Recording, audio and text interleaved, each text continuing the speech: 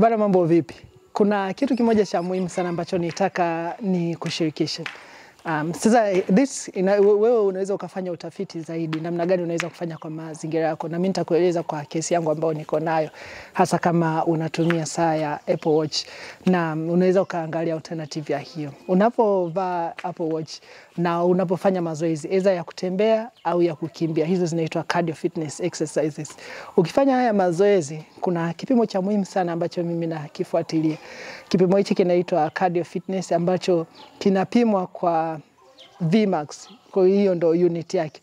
Sasa unapofuatilia kipimo hiki, kimeweka level mbalimbali. Unaweza ukawa huko kwenye low, ukawa kwenye below average, above average na higher.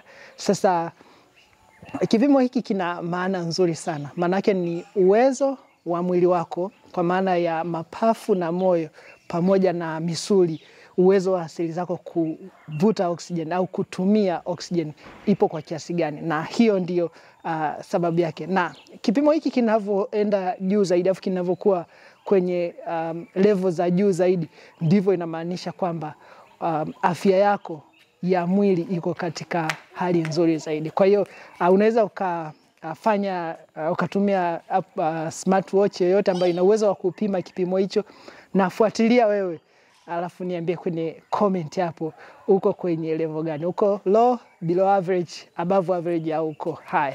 Let me know in the comment, lakini zingatia sana na fight kupandisha hicho kipimo ili kuweka mwili wako uwe vizuri zaidi.